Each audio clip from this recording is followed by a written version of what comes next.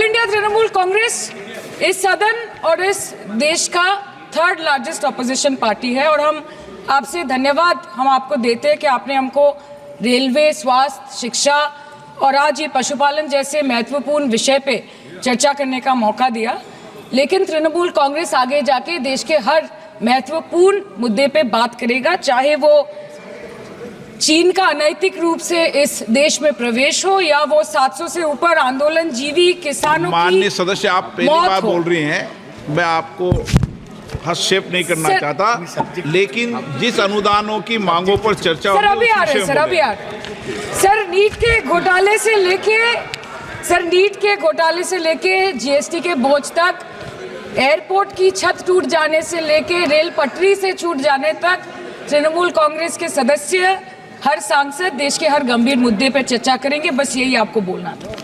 Respected sir, Mahamati Manush is the Magna Carta of the governance of West Bengal and our party, and I feel truly honored that today I have been given the opportunity to talk on a ministry which is intrinsic to the Mahamati Manush of the country. हमारे किसान अपनी मवेशी को, अपनी फसल को माँ की तरह पूछते हैं, जिस खेत में वो हल चलाते हैं उस जमीन को नमन करते हैं। But does this major sector get support from the government? Sir, Indian agriculture supplies around 58% of India's livelihood and is a principal source of income for half of the population, accounting for 17 to 18% of the country's GDP. 70% of India's rural poor depend on livestock and farm animals. But does this sector get what it deserves?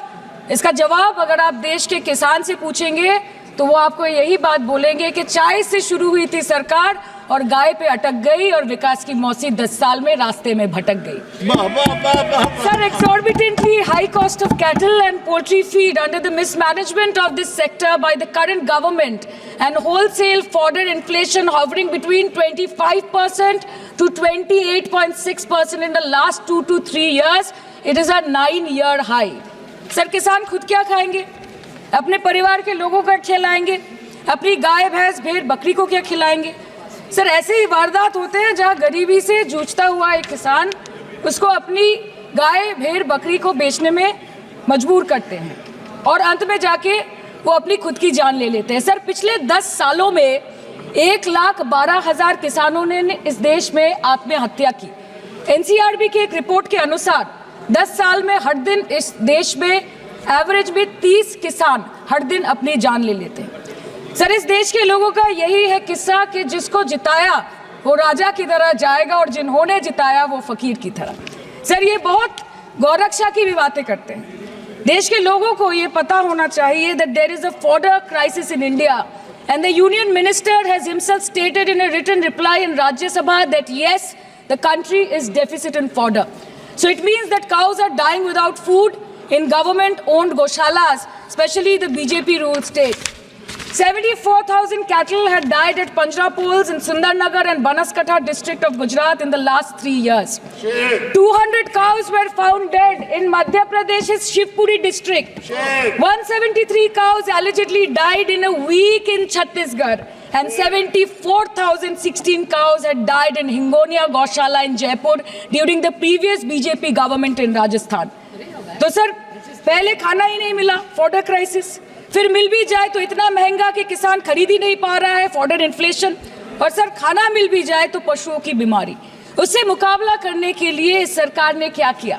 The Parliamentary Standing Committee on Agriculture, Animal Husbandry and Food Processing presented its report which stated that 32.7 lakh cattle were infected by the viral lumpy skin disease across several states and a whopping 2.4 lakh cattle died within months.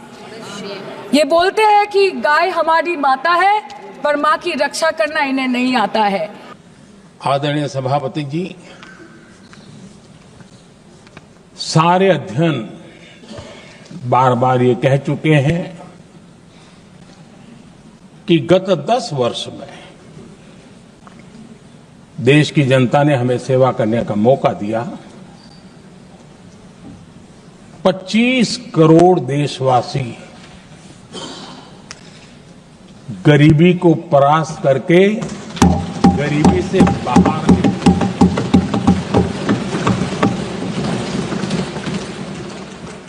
आदरणीय सभापति जी, 5 दशक तक गरीबी हटाओ के नारे सुने हो और अब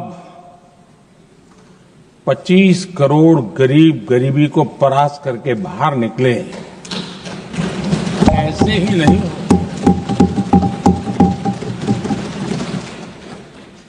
योजनाबद्ध तरीके से, समर्पित भाव से,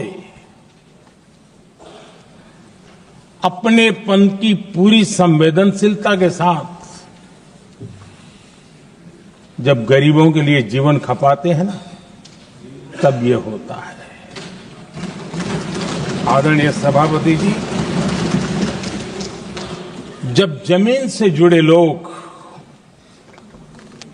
जमीन की सच्चाई को जानते हुए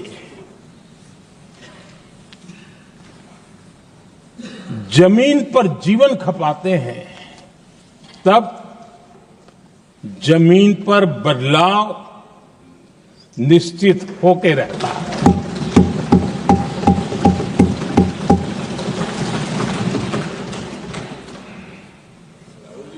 आदरणीय सभापति जी, हमने गरीब को झूठे नारे नहीं,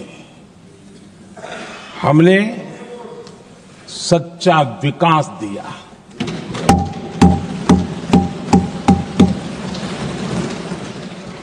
गरीब का दुख, सामान्य मानवी की तकलीफ, मिडिल क्लास के सपने ऐसे ही नहीं समझे जाते। आदरणीय सभापति जी, इसके लिए एक जज्बा चाहिए।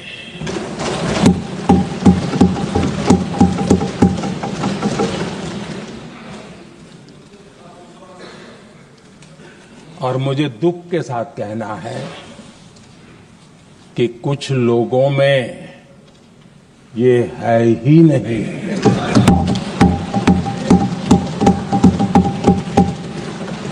आदरणीय सभापति जी, बारिश के दिनों में कच्ची छत, फुसकी, प्लास्टिक की चादर वाली छत, उससे नीचे जीवन गुजारना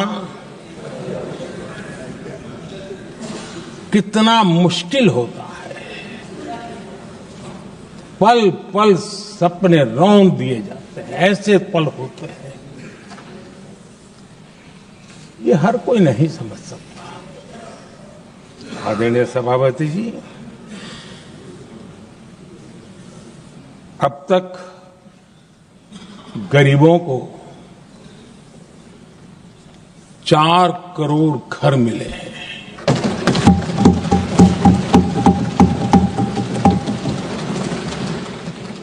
जिसने उस जिंदगी को जिया है ना, उसे समझ होती है कि पक्की छत वाला घर मिलने का मतलब क्या होगा।